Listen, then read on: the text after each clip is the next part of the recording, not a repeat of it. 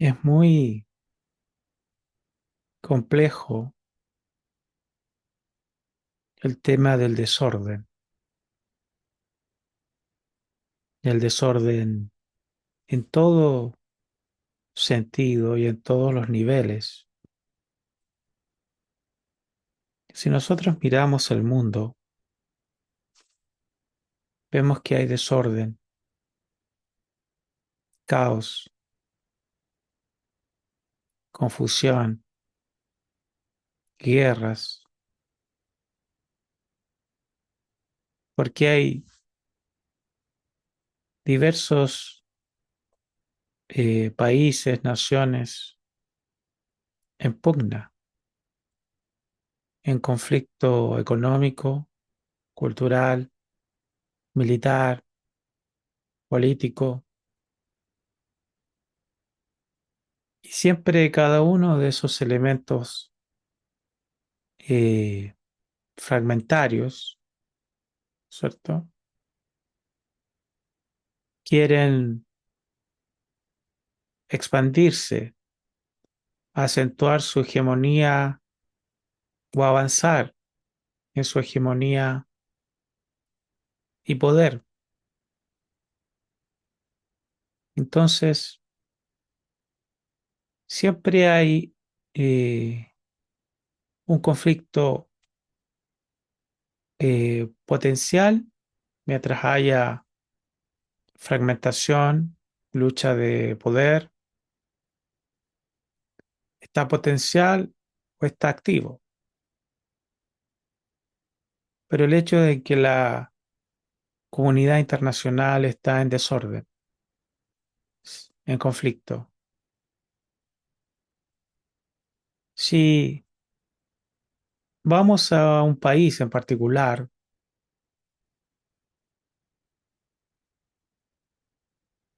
si hay un régimen totalitario o un régimen dictatorial, intenta poner orden a través de la represión gubernamental, estatal.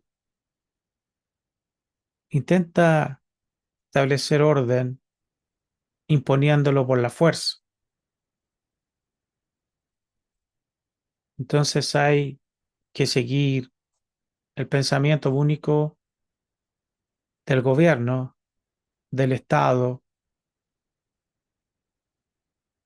y aquel que intente pensar divergente o en contra del poder único del Estado, entonces eh, encarcelado, etcétera. Hay desorden, por lo tanto, en el régimen totalitario. Solamente hay un orden externo impuesto, pero no hay orden realmente. Hay represión. Si vamos a un régimen denominado democrático, hay caos, hay desorden porque hay diversos eh, grupos, fragmentos, grupos de poder, grupos económicos, sociales, culturales, políticos. Hay estratos sociales también diferentes. Hay todo tipo de fragmentación social y política, económica, en pugna, en conflicto permanentemente. Y todo ello también tiende a la descomposición, tanto en el régimen dictatorial que tiende a la descomposición gradualmente, por supuesto. También el régimen democrático tiende a la descomposición social, cultural, política, económica, moral, como vemos que se va descomponiendo gradualmente. Las instituciones democráticas se van descomponiendo gradualmente. Y hay desorden eh, de todo tipo en el régimen democrático también. Entonces vemos que el problema del orden y del desorden en el mundo externo siempre está en conflicto, en pugna. A veces hay épocas de 10, 20, 30 años de relativa tranquilidad en un país determinado, en una sociedad determinada, pero después viene un cambio generacional y ingresa nuevamente el caos, el desorden. Entonces, intentar aparentemente imponer el orden a través de los organismos gubernamentales o imponerlo a través de un orden ideológico, ¿no es cierto? Como vamos a adoctrinar, ideologizar a las masas, a ver si de esta manera liberamos a las masas o generamos orden social. No puede haber orden a través de la fragmentación del pensamiento, aparentemente. Vamos a lanzar esa hipótesis. ¿Puede haber orden en una estructura fragmentaria o naturaleza divisiva como es la actividad egocéntrica de la mente?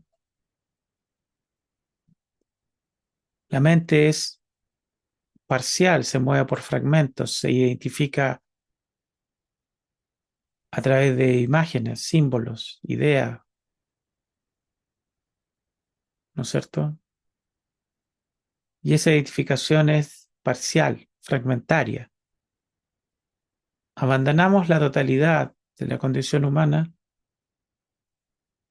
y la reducimos a un concepto particular, una ideología, una doctrina particular, y ahí nos encerramos, nos cristalizamos, y después queremos que ese condicionamiento expandirlo a la totalidad del mundo para ver si construimos un orden imposible. Entonces, aparentemente, aparentemente, no lo afirmamos, pero aparentemente, y a través de la historia de la humanidad podemos ver de que no hay orden externo, no hay, eh, construimos sistemas políticos, sociales, culturales, y después los destruimos. Es así, o sea, establecemos un orden jurídico, doctrinal, ideológico, religioso, político, y después lo destruimos. ¿Ah? Destruimos ese orden, esa estructura. Una y otra vez, podemos verlo en la historia de la humanidad, se degrada el orden externo, jurídico, político, económico, religioso, se degrada, se desintegra desde adentro. Planteamos la hipótesis que no puede haber orden a través de la fragmentación conceptual, ideológica, doctrinal del pensamiento. Aparentemente, no se puede, a lo más se puede reprimir, que es lo que se hace en los regímenes dictatoriales, no importa del signo político que sea, reprimir para establecer un orden externo, ¿no es cierto? Que después, de alguna manera, se degrada, se desintegra desde adentro y tiene que ser reemplazado por otro orden jurídico, político, económico, religioso, cultural. Entonces, eh, creemos que los sistemas van a cambiar al ser humano y aparentemente el ser humano cambia los sistemas, digamos.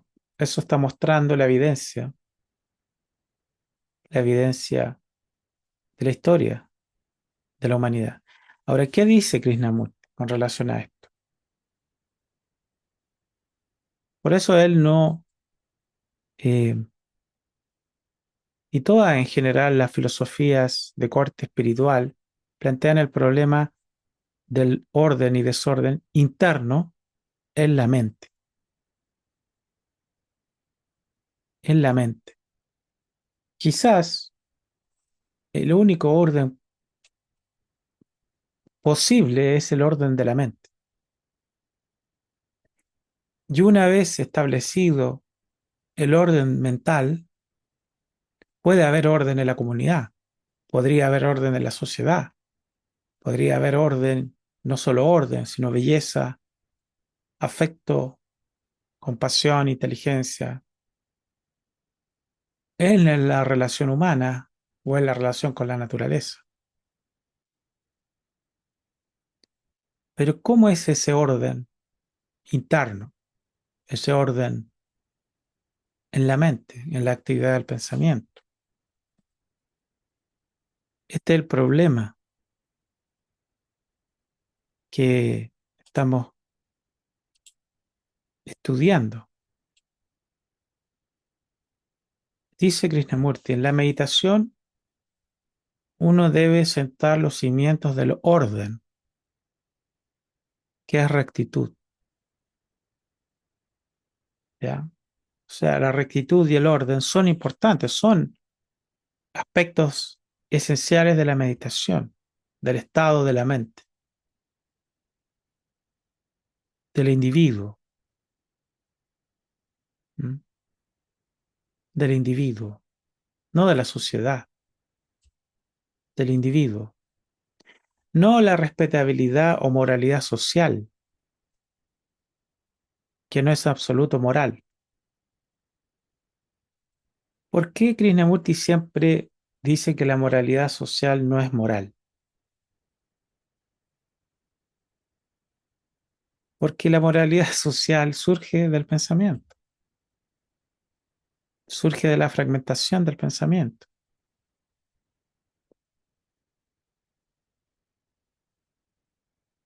Es muy,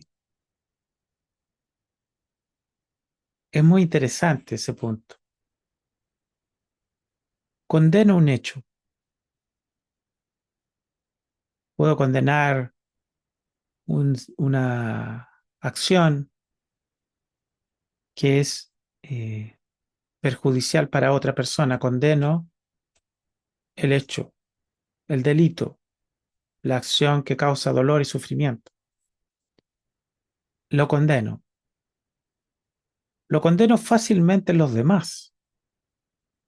O sea, cuando veo que otra persona causa sufrimiento y perjuicio a otros, lo condeno. ¿Mm? Es fácil verlo. Incluso puedo condenarlo por estructuras morales, religiosas, políticas, ideológicas. Condeno. Pero se han fijado que uno no se condena a sí mismo. O sea, que cuando uno comete un error, causa sufrimiento, lo justifica. Como que hay una especie de punto ciego en la moralidad externa que permite condenar a otros, pero no a sí mismo. Que uno frente a sí mismo está justificado. Entonces la condena siempre es hacia otros.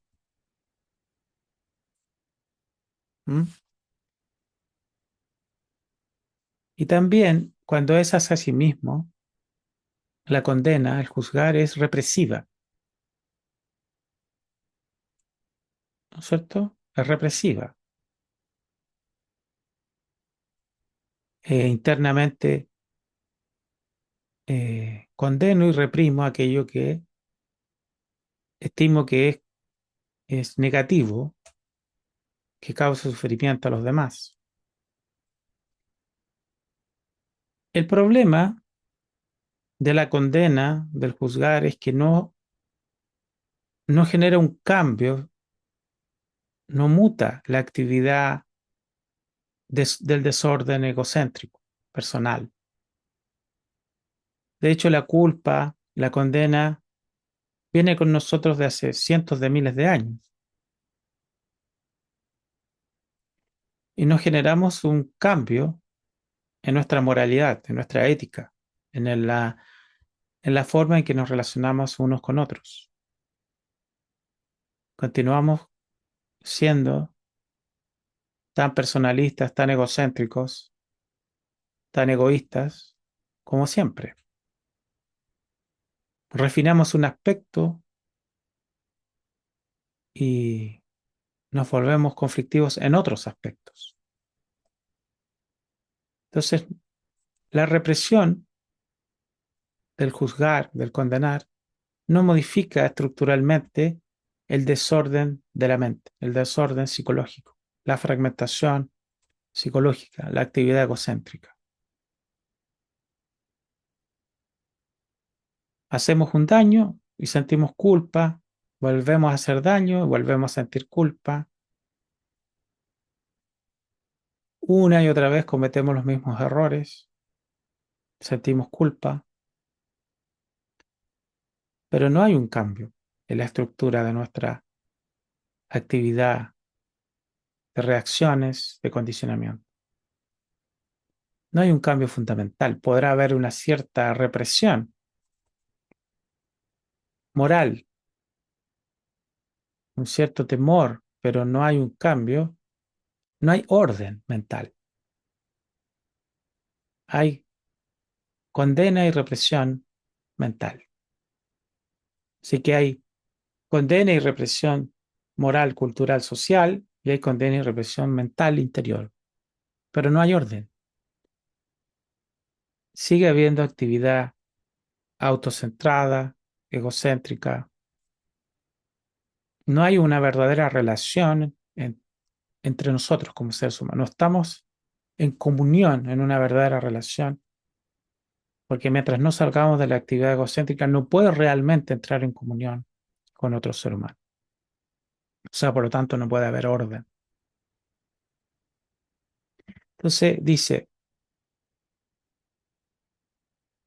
no la respetabilidad o moralidad social, que sabemos que es para otros, ¿cierto? Y no para uno. Y además eso no es realmente moral, ¿no es cierto? Que no es absoluta, no es en absoluto moral, sino el orden que procede de la comprensión del desorden, lo cual es algo muy distinto. Y aquí entramos al tema de la comprensión del desorden. Comprender, mirar, observar desprejuiciadamente el caos global, el caos mundial, el conflicto mundial. ¿Cómo emerge el conflicto? ¿Cierto? ¿Cómo emerge el conflicto nacional al interior de la sociedad de mi país? ¿Cómo surge el conflicto? ¿Qué elementos están en la mente, en la psique humana? Elementos fragmentarios, de corte mental, identificación política, económica, racial, cultural, estrato social, religiosa. ¿Qué elementos divisivos, fragmentarios de identificaciones emergen en la comunidad que van fragmentando la relación social, la integración social? Se intenta modificar la sociedad a través de la política o a través de la ideología. Ya sabemos que eso no funciona, ¿cierto? Eh, insistimos con herramientas que no funcionan, ¿verdad? Tenemos que mirar libremente, desprejuiciadamente, sin la carga del pasado, ¿Cómo emerge el conflicto?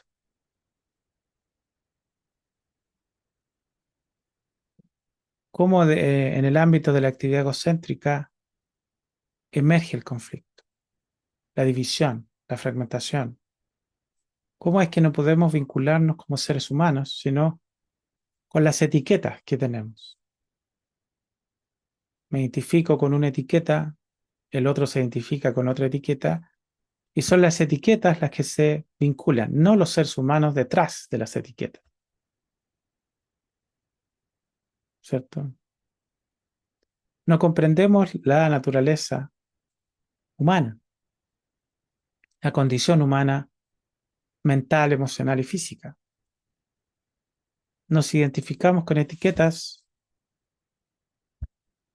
fragmentamos, nos fragmentamos internamente, establecemos un caos global, nacional, familiar, personal, y después condenamos ese caos, ¿cierto? Condenamos los efectos de esa fragmentación,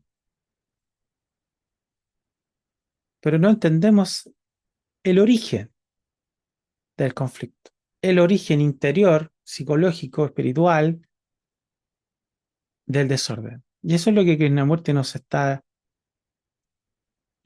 poniendo en el ámbito de poder mirar el origen real, el origen profundo, el origen radical del desorden global, mundial, nacional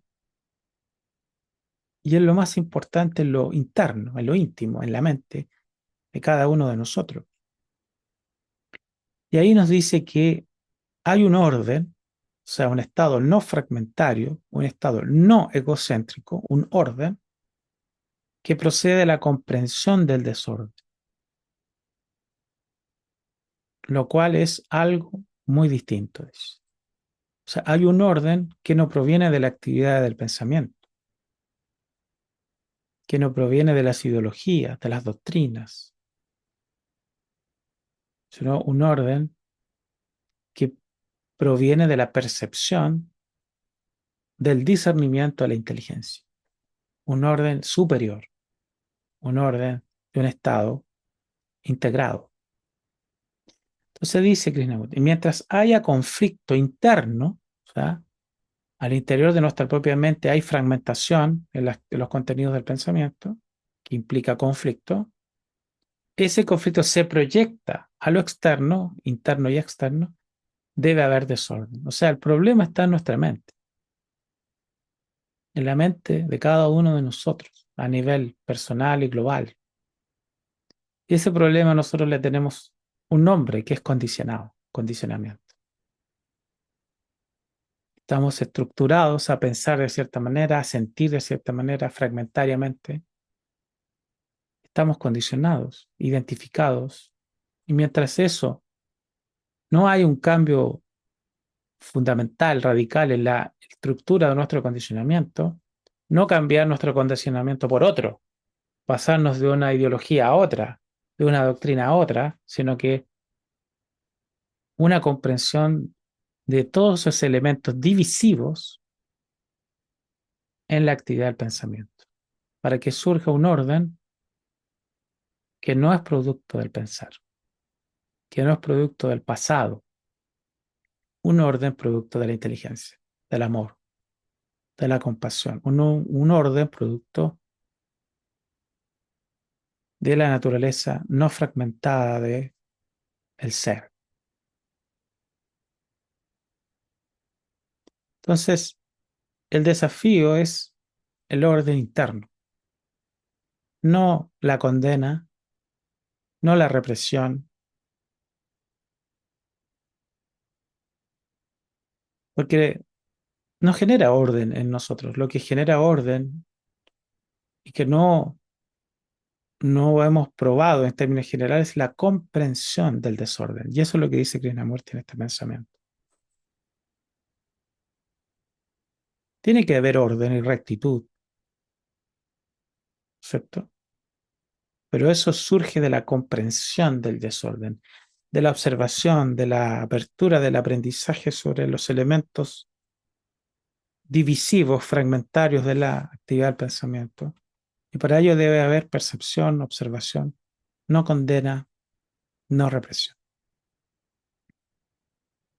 Mientras haya condena, represión, conflicto, culpa, todos esos elementos perturbadores de la mente, no va a haber la luz de la comprensión, no va a haber orden interior y por lo tanto externamente va a haber deterioro y desintegración social y cultural, religiosa, política, económica. Porque lo externo es la proyección de nuestra mente, de lo interno.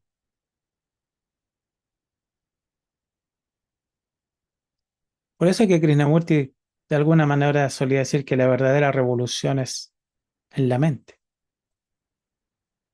pero no para cambiar una doctrina por otra, una ideología por otra, sino en la comprensión, en el autoconocimiento de nuestra propia actividad egocéntrica, nuestra propia actividad mental, y que ahí puede haber potencialmente un cambio radical,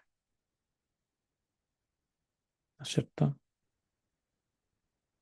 Un cambio fundamental, una mutación, decía Krishnamurti, en la actividad de lo conocido.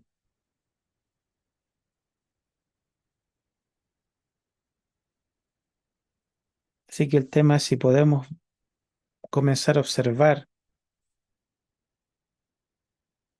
desde la libertad de observar, sin condenar, sin rechazar, sin negar, sin evadir, eh, el desorden interno, el caos interno psicológico y el caos externo, empezar a mirar qué elementos se están ahí proyectando, moviendo, desenvolviendo en nuestros elementos condicionados, para comprender y no condenar, sino comprender. En esa comprensión hay una revolución interior. En la comprensión hay un cambio fundamental, hay una fuerza de regeneración, pero no llegamos a comprender. Podemos intelectualizar muchas veces, pero no, la comprensión es lo único que puede generar un cambio fundamental, va más allá del intelecto. Podemos explicarnos la guerra, pero las guerras siguen existiendo. ¿Y por qué siguen existiendo? Porque los factores divisivos que conducen a la guerra están en nuestras mentes, están ahí, latentes, ¿cierto? Después de todo lo que ocurre en el mundo es la proyección de lo que ocurre en nuestra mente. El conflicto y la guerra comienzan en la mente de cada uno de nosotros. Y eso es lo que tenemos que empezar a observar, a mirar, a comprender y desde esa comprensión profunda puede surgir un cambio revolucionario fundamental, ¿cierto?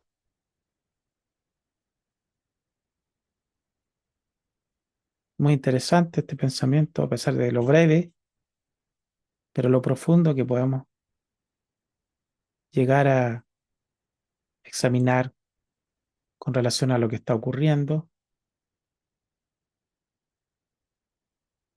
y que muchas veces no se toca este tema. Se habla siempre del orden externo y el caos externo, pero nunca al estado de la mente que origina todos estos problemas y son las modalidades de nuestro condicionamiento que todavía no podemos comprender. Así que el desafío está en la observación y la comprensión de nosotros mismos. Les mando un abrazo, espero que estén muy bien y si sean las condiciones nos encontramos en un próximo podcast. Si te gusta este contenido, te invitamos a suscribirte al canal. Un abrazo.